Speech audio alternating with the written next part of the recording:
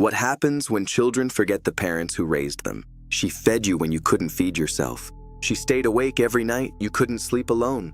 She gave up her dreams, quietly, without a single complaint, so yours could breathe.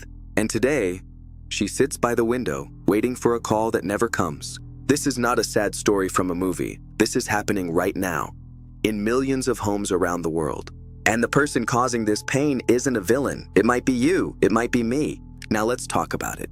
There is a specific kind of loneliness that no one prepares you for. It's not the loneliness of being single. It's not the loneliness of losing a friend. It is the loneliness of being forgotten by the child you built your entire life around.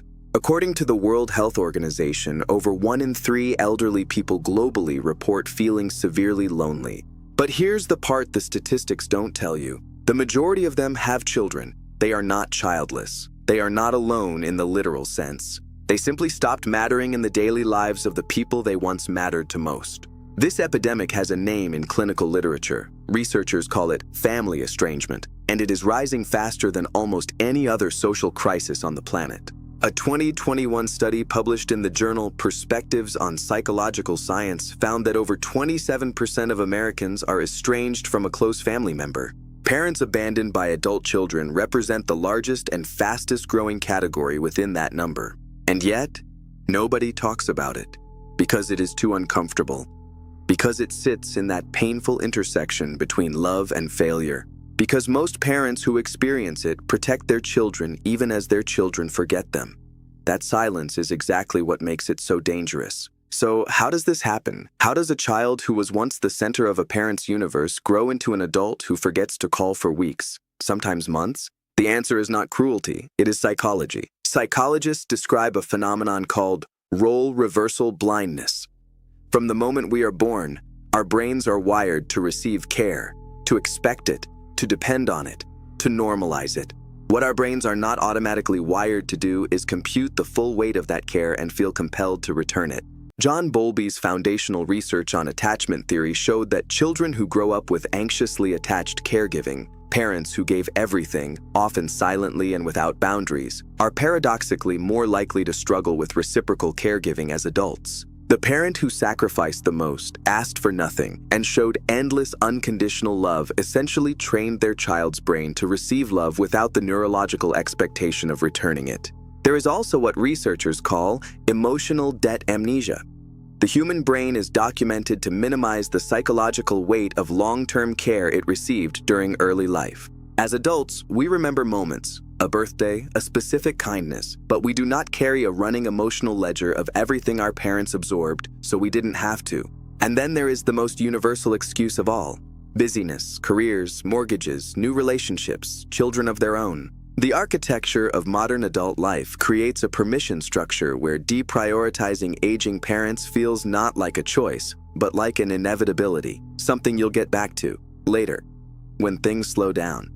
Things rarely slow down, and parents do not stay. Research identifies 4 specific life transitions where parent-child contact drops most dramatically, and where, if nothing is done deliberately, the distance becomes permanent. The first is leaving home. College, a first job, a new city. This is celebrated as independence, and it is, but it is also the moment when the daily physical presence that sustained the parent-child bond disappears. For many families, it never fully returns. The second is marriage. A new partner introduces a competing loyalty structure. Studies consistently show that a child's relationship with their parents weakens significantly after marriage, particularly when the spouse has a strained relationship with in-laws or comes from a culture where nuclear family takes absolute precedence over extended family. The third is the birth of a grandchild. Counterintuitive because grandchildren often bring families together, but they also consume every unit of emotional and physical energy an adult child has. Parents get moved to the edge of the frame, visited on holidays, called on birthdays, while the urgent demands of a new generation take over. The fourth, and perhaps most permanent, is relocation. When a child moves to another city or another country, geographic distance builds emotional walls that most families never fully dismantle. Out of sight gradually becomes out of emotional reality. Neuroscience explains why. The brain assigns emotional weight proportionally to frequency of contact. The less you see someone, the less neurologically present they become in your daily emotional world. What makes this research devastating is a finding that cuts against every intuitive assumption. Parents who sacrifice the most are statistically more likely to be abandoned, not less. The parent who gave up their own career, who moved cities to support their child, who handed over savings without a word, that parent trained their child to receive without reciprocity. And in adulthood, the child simply continues the only pattern they ever knew. Let's talk about what this actually does to a parent's body and mind, because this is not just emotional, this is biological. Broken heart syndrome, clinically known as Takotsubo cardiomyopathy, is a documented medical condition where severe emotional distress causes the heart to physically change shape and malfunction. It is triggered overwhelmingly by grief, abandonment, and loss. It is most prevalent in elderly women. It can be fatal.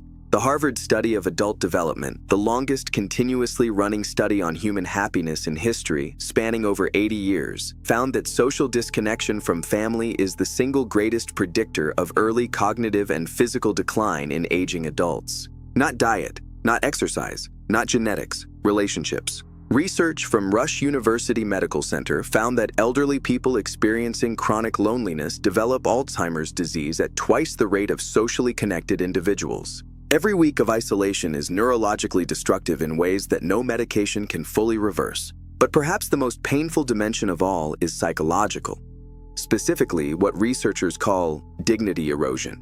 A parent who was once the center of a family, who made decisions, held wisdom, was called upon, and who has now become peripheral, uncontacted, an afterthought, experiences a collapse of self and identity that is clinically indistinguishable from grief. They are mourning their own significance while still alive. And here is the cruelest detail of all. Most of them never say a word about it. They tell their neighbors their children are very busy. They don't bring it up at the doctor's office. They suppress their grief with extraordinary discipline because they do not want to be a burden. They rationalize their abandonment as independence, as proof that they raised capable, successful children. They protect the very people who have forgotten them. Anger. They are not accusation. They are almost always a version of the same quiet sentence. Tell them I was proud of them. And the most common word spoken by adult children in the weeks after losing a parent, the sentence that grief counselors hear more than any other, is this: I thought I had more time.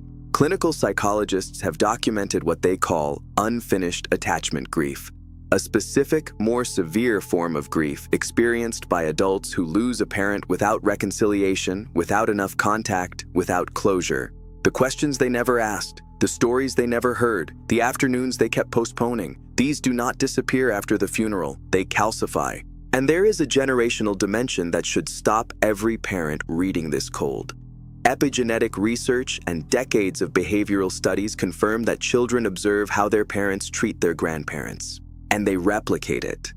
The child who watches you forget your mother is quietly building the template for how they will one day treat you. The cycle does not break itself. None of this is inevitable. The research that documents the problem also documents the solutions, and they are simpler than most people expect. Scheduled microcontact is one of the most well-supported interventions in elder well-being research. Consistent, short phone calls, even 10 minutes, 3 times a week, produce measurably the same emotional and neurological benefit as long, infrequent visits. It is not the duration, it is the regularity. The message the regularity sends: you are still in my life, you still count. Clinical psychologists also recommend what they call the one deep question practice, asking your aging parent one meaningful question per conversation. Not, how are you? But, what's something you always wanted to tell me but never found the right moment? Or, what was the hardest year of your life, and why? These conversations accomplish 2 things simultaneously. They give the parent dignity, voice, and presence. And they give the child something irreplaceable, an answer they will not be able to get once the person is gone. The model is not complicated. It only requires the one thing modern life constantly lobbies against: intentionality. I want to speak directly to you now. We live in a culture that celebrates relentless ambition and treats dependence as weakness.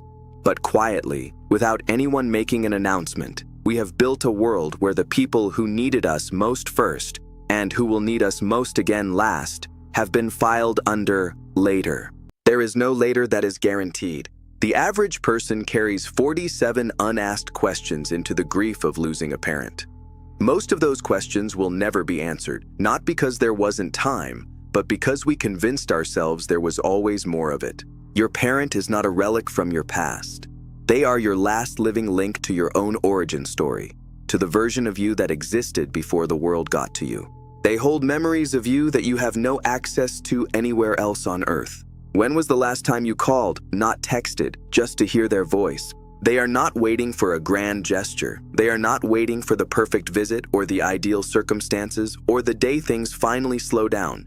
They are waiting for Tuesday, for any Tuesday, for the ordinary, unremarkable gift of knowing they still exist in your world. Don't let them wait for a Tuesday that never comes.